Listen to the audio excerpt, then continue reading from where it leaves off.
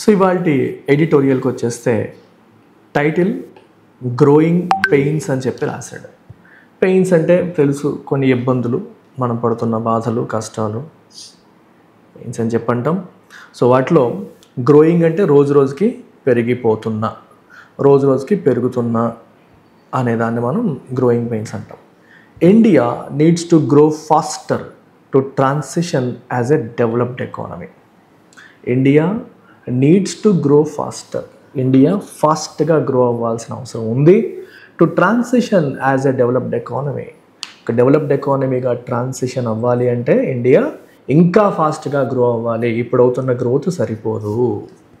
The data on India's economic performance in 24-25 released on Friday have something for everybody. ఇండియాకి economic పర్ఫార్మెన్స్కి సంబంధించి data Friday రోజు release అయింది. So ఈ data have something for everybody, అందరికీ ఏదో ఒకటి ఉంది అన్నట్టు. సో సమ్ గుడ్ న్యూస్, అన్ని వర్గాల వారికి, అన్ని కేటగిరీస్కి కొంత న్యూస్ ఇందులో ఉంది అని అర్థం. Those with an optimistic outlook can rejoice at the seemingly robust growth in the fourth quarter. ఆప్టిమిస్టిక్గా ఉండేవాడికి, ఆప్టిమిస్టిక్ అవుట్లుక్ ఉన్న వాళ్ళకి అంతా బాగానే ఉంటుంది, రోజులు బాగానే ఉంటాయి అనుకునే వాళ్ళు కూడా సో ఫోర్త్ క్వార్టర్లో సీమింగ్లీ రోబస్ట్ అంటే స్ట్రాంగ్ గ్రోత్ ఏదైతే మనకు కనిపిస్తుందో దాన్ని చూసి రిజాయిస్ అవ్వచ్చు. సో వాళ్ళు రిజాయిస్ అంటే వాళ్ళు దాన్ని ఎంజాయ్ చేయొచ్చు. సో చాలా బాగుంది అన్నట్టుగా వాళ్ళు సెలబ్రేట్ చేయొచ్చు. Pessimists can despair over the 4-year low annual growth figure. Pessimists 4-year low annual growth figure, 4 సంవత్సరాలలో ఉంది యాన్యువల్ గ్రోత్, దాన్ని చూసి బాధపడడానికి కూడా అవకాశం ఉంది. అంటే ఇది ఎట్లా చూస్తే అట్లా, పాజిటివ్గా చూస్తే పాజిటివ్గా, నెగిటివ్గా అంటే పాజిటివ్గా చూసేవాడికి పాజిటివ్ న్యూస్ కనిపిస్తుంది, నెగిటివ్స్ వెతుక్కునేవాడికి నెగిటివ్ న్యూస్ కూడా కనిపిస్తుంది. సో అట్లా మనకి ఇది ఉంది. The realists assessment however is that there is cause for some restrained celebration and more than a healthy dose of disappointment. So optimist pessimist అయిపోయాడు. ఆప్టిమిస్ట్ ఆశావాది, అంతా బాగుంటుంది అనుకునే వ్యక్తి. పెసిమిస్ట్ నిరాశావాది, ఏది బాగుండదు అనుకునే వ్యక్తి. రియలిస్ట్ నిరాశావాదం ఆశావాదం కాదు, రియలిజం. సో ఎలా ఉందో అలా తీసుకోవడం. అట్లాంటి అసెస్మెంట్ పరంగా తీసుకుంటే is that there is cause for some restrained celebration. Yes, celebrate చేసుకోవడానికి ఇనఫ్ కాజ్ ఉంది, కాకపోతే రిస్ట్రైన్డ్, ఎక్సెసివ్ సెలబ్రేషన్ కాదు, సూపర్ డూపర్ బంపర్ చెతక్కొట్టేసాం అదరగొట్టేసాం అన్నంత గొప్పగా అయితే లేదు. కానీ కొంతవరకు మనం సెలబ్రేట్ చేసుకోవాల్సినట్టు, రిస్ట్రైన్ అంటే అదుపు, కంట్రోల్ చేసుకొని సెలబ్రేట్ చేసుకునే ఇనఫ్, దానికి తగ్గట్టు కొన్ని అయితే మనకు కనిపిస్తుంది. And more than a healthy dose of disappointment, అలాగే డిసప్పాయింట్ అవ్వడానికి కూడా ఎనఫ్ పాయింట్స్ ఆ డేటాలో ఉన్నాయని చెప్పి అంటున్నారు. The Q4 growth of 7.4% was considerably higher than what was expected for the quarter. Fourth quarter నుంచి మనం ఏమైతే ఎక్స్పెక్ట్ చేసామో, ఎక్స్పెక్ట్ చేసిన దానికంటే కూడా ఎక్కువ గ్రోత్ మనకి Q4లో మనకి వచ్చింది. That's a good sign. ఓకేనా, 7.4% గ్రోత్ అనేది considerably higher than what was expected and the fastest seen in an otherwise dismal financial year. So last year financial year dismal అంటే అంత బాగాలేదు, డల్ అని అర్థం. సో ఈ బాలేని ఫినాన్షియల్ ఇయర్లో ఒక రకంగా you can say it was the fastest గ్రోత్గా మనం చెప్పొచ్చు. The main drivers were the construction sector returning to double digit growth and the agriculture sector posting a strong showing. అయితే మెయిన్ డ్రైవర్స్ ఏంటి అంటే ఎకానమీ జీడిపి గ్రోత్కి దోహదపడ్డ main drivers ఏంటి అంటే the construction sector returning to double digit గ్రోత్కి construction sector వచ్చేసింది. And the agriculture sector posting a strong showing, agriculture sector కూడా ఒక స్ట్రాంగ్ పర్ఫార్మెన్స్ అనేది ఇచ్చింది. ఈ రెండు కూడా జీడిపిని డ్రైవ్ చేసినట్టుగా మనం చెప్పొచ్చు, ముందుకు తోసాయి. These are also 2 major employment drivers. ఈ 2 మేజర్ ఎంప్లాయ్మెంట్ డ్రైవర్స్గా కూడా మనం చెప్పొచ్చు. Services too continued their steady and strong growth. Services sector కూడా మనకి steady and strong growth continue చేసే ఆ సెక్టర్లో కూడా గ్రోత్ అనేది ఉండింది. The manufacturing sector on the other hand grew at just 4.8%. Manufacturing sector మాత్రం కేవలం 4.8% మాత్రమే గ్రో అవ్వడం అనేది జరిగింది.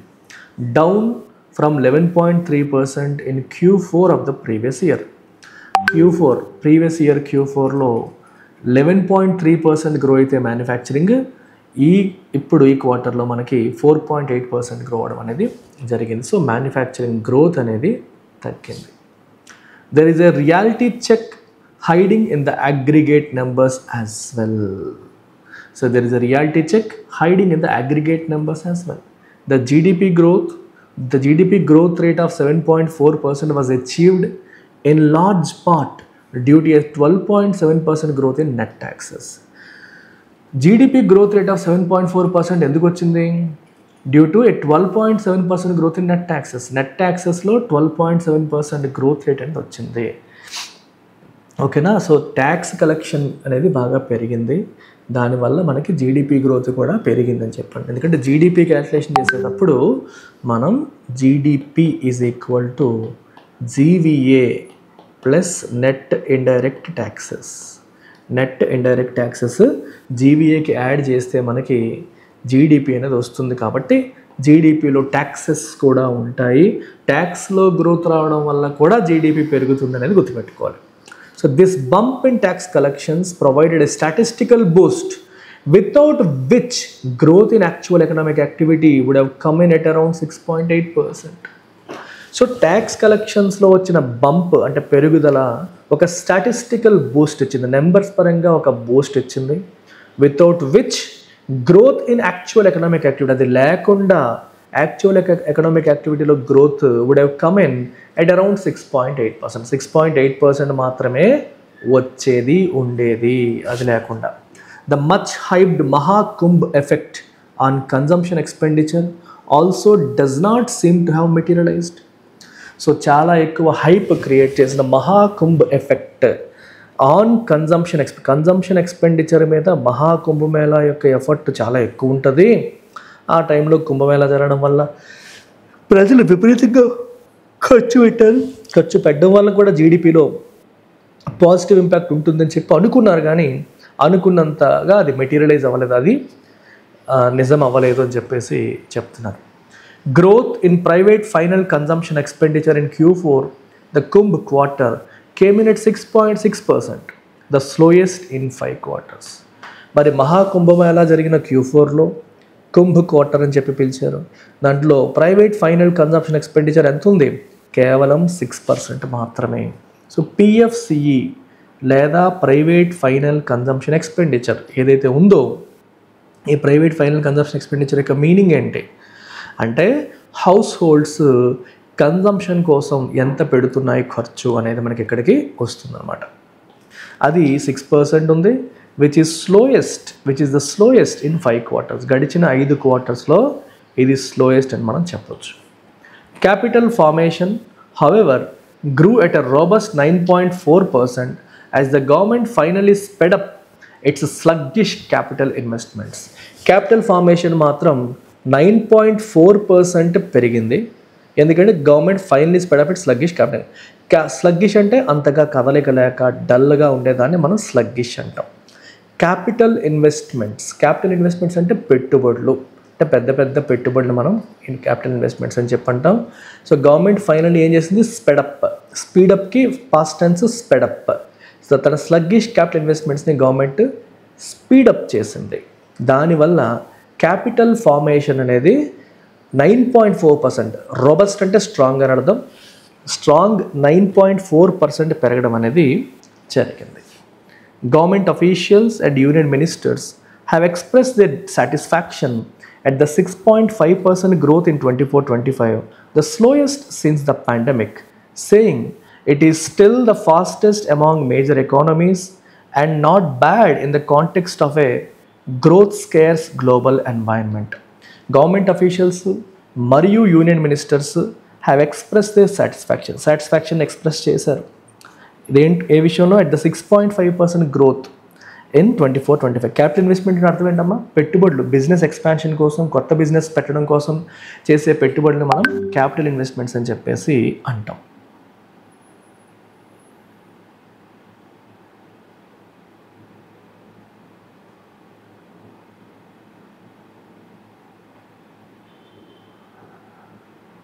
ఓకే,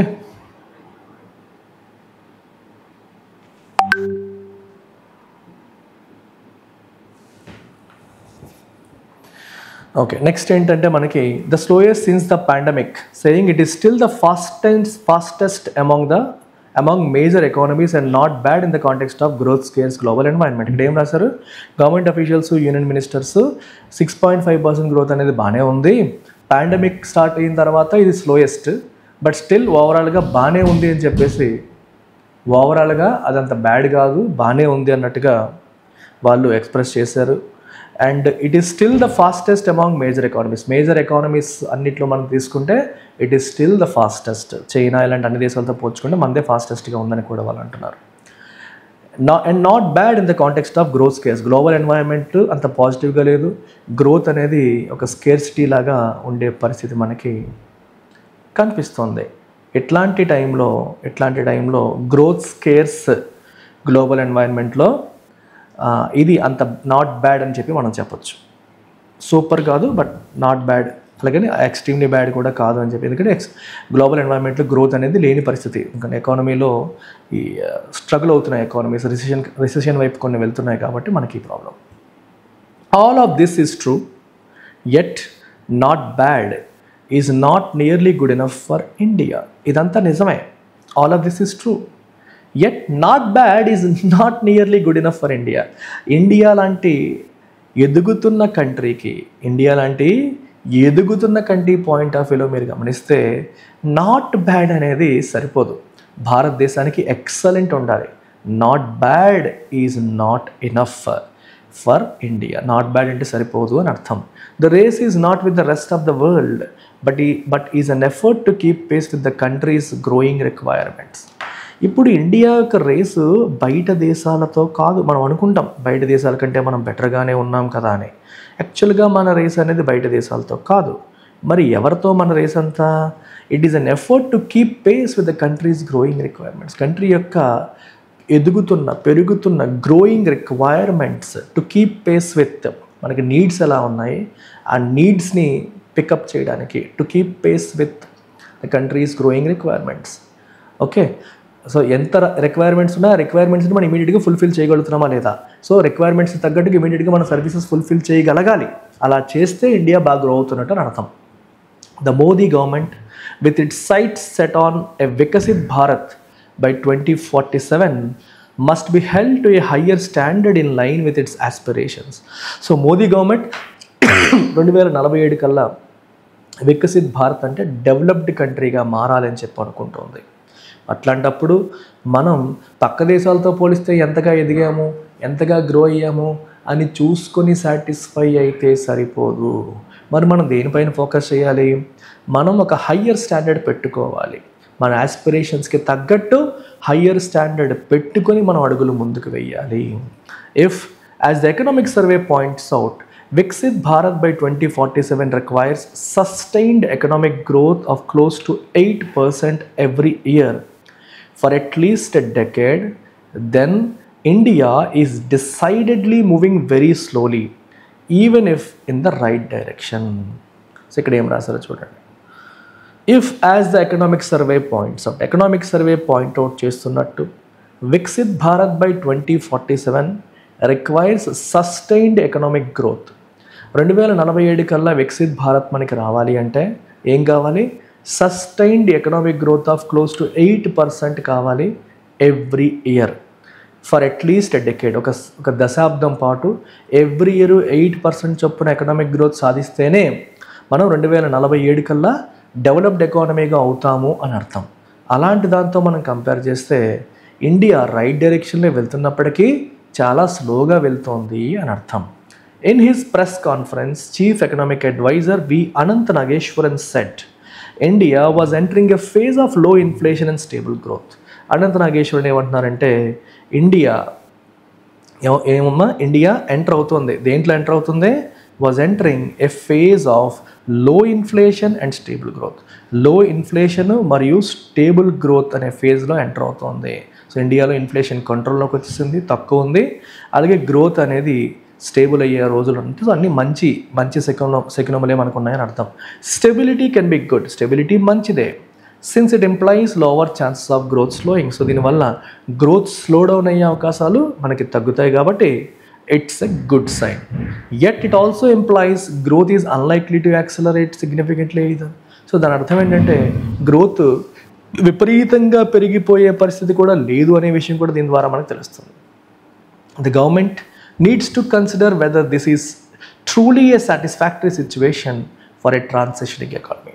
ట్రాన్సిషన్ అంటే డెవలపింగ్ నుంచి డెవలప్డ్కి ట్రాన్సిషన్ అవుతున్న ఎకానమీకి ఇది సాటిస్ఫాక్టరీ సిచ్యువేషనా కాదా అనేది మనం చూసుకోవాలి. సో గ్రోత్ స్టేబుల్ అంటే అర్థం ఏంటంటే విపరీతంగా పెరిగిపోతుంది, అలాగే విపరీతంగా తరిగిపోతుంది. విపరీతంగా తరిగిపోతుంది అనేది పాజిటివ్ సైన్ అయినప్పటికీ విపరీతంగా పెరగదు అనేది నెగిటివ్ సైన్ కదా అని చెప్పేసి ఇక్కడ రాశారు. సో సమ్మరీ ఇక్కడ ఇచ్చారు, మీరు చెక్ చేయొచ్చు. రీడింగ్ కాంప్రహెన్షన్ క్వశ్చన్స్ ఒకసారి చూద్దాము. సో దీంట్లో ఆథర్ యొక్క టోన్ ఎలా ఉంది? Is it overjoyed? No. Is it sarcastic? No. Is it cautiously critical? Yes. So క్రిటికల్గా ఉన్నారు, at the same time sense of caution కూడా ఆథర్ ఇండికేట్ చేస్తున్నారు, వాయిస్లో చూపిస్తున్నారు.